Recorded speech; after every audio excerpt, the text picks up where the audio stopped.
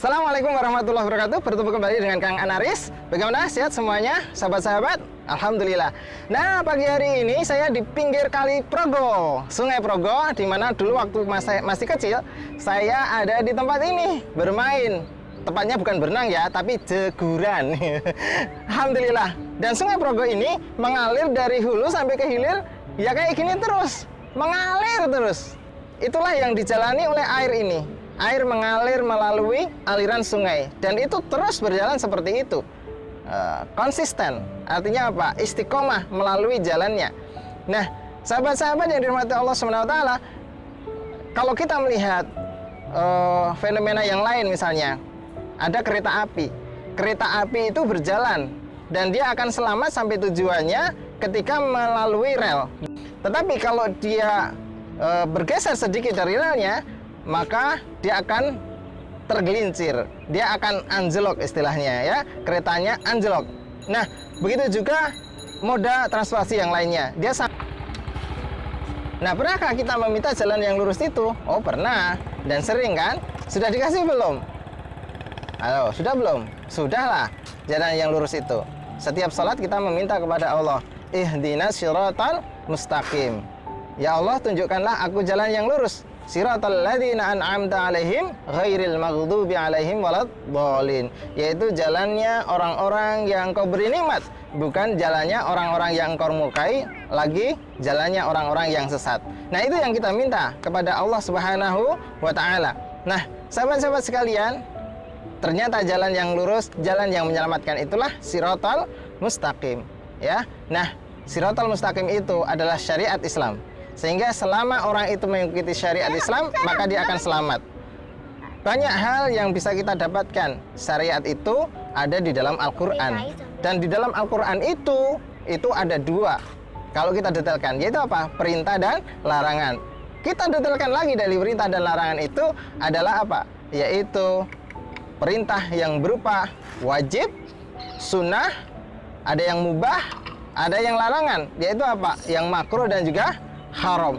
Maka selama kita mengikuti jalan yang lurus, jalan yang ditunjukkan oleh Allah itu, yaitu syariat Islam, sesuai dengan jalan itu, insya Allah kita akan selamat. Dan kita setiap hari meminta itu berkali-kali. Minimal berapa kali? Ya, minimal selama kita membaca surat Al-Fatihah. Nah, sahabat-sahabat sekalian, tetapi faktanya hari ini banyak orang yang sholat, banyak yang meminta, tetapi tidak memahami apa esensi yang dimintanya. Rasulullah Muhammad Sallallahu Alaihi Wasallam menyampaikan dalam hadisnya yang diriwayatkan oleh Imam Bukhari, Bismillahirrahmanirrahim, sayati 'alan nasi zamanun la yuballi mar'u bima akhadal mal amin halalin amin haramin. Akan tiba suatu zaman pada umat manusia, mereka tidak lagi peduli dengan cara bagaimana mendapatkan harta. Apakah melalui cara yang halal ataukah dengan cara yang haram? Nah, sahabat-sahabat sekalian, apa yang disampaikan Rasulullah ini benar-benar terjadi. Bahkan ada yang kemudian mengatakan, Kang, cari yang haram saja sulit, susah, apalagi cari yang halal. Naudzubillah, summa naudzubillah. Nah, inilah gambaran bahwa sesungguhnya ketika kita beramal, kita berbuat, harus tahu rambu-rambunya. Kan kita sudah berdoa, meminta jalan yang benar, jalan yang lurus, sudah ditunjukkan. Maka tentu kita harus melihat, aku melakukan seperti ini hukumnya apa ya?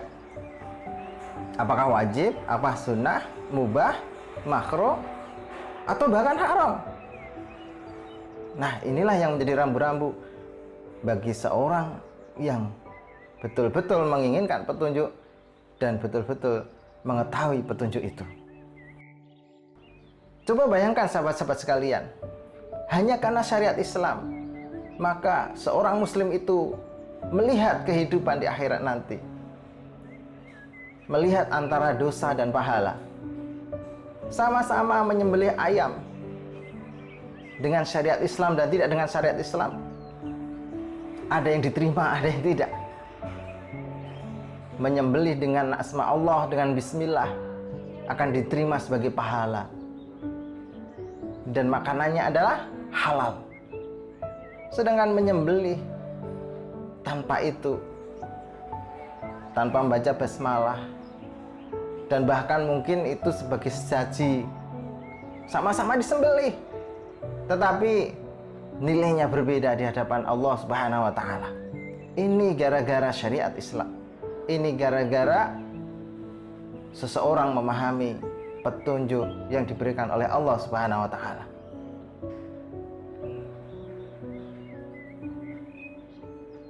Untuk itu sahabat-sahabat sekalian, maka marilah kita kembali merenungkan hadis yang diriwayatkan oleh Tabrani. Rasulullah SAW menyampaikan, setiap daging yang tumbuh dari harta yang haram, maka neraka lebih pantas baginya. Naudzubillah, tsumma naudzubillah. Maka sahabat sekalian, marilah kita berhati-hati dalam menjalani kehidupan ini. Ternyata dalam Islam ada syariat, ada rambu-rambunya. Dalam surat Al-Baqarah ayat 168, Allah Subhanahu wa Ta'ala berfirman, A'udzubillahi minasyaitonir rajim. Bismillahirrahmanirrahim. Ya ayyuhan nas, kullu mimma fil ard halalan thayyiban. Wa la tattabi'u khutuwati syaitan, innahu lakum aduwwun mubin. Hai sekalian manusia, makanlah yang halal lagi baik dari apa yang terdapat di bumi, dan janganlah kamu mengikuti langkah-langkah setan, karena sesungguhnya setan itu adalah musuh yang nyata bagimu. Sahabat-sahabat sekalian, ini luar biasa. Jangan sampai kemudian kita mengabaikan apa yang telah menjadi rambu-rambu dalam agama kita. Sahabat-sahabat sekalian, semoga kita tetap istiqomah.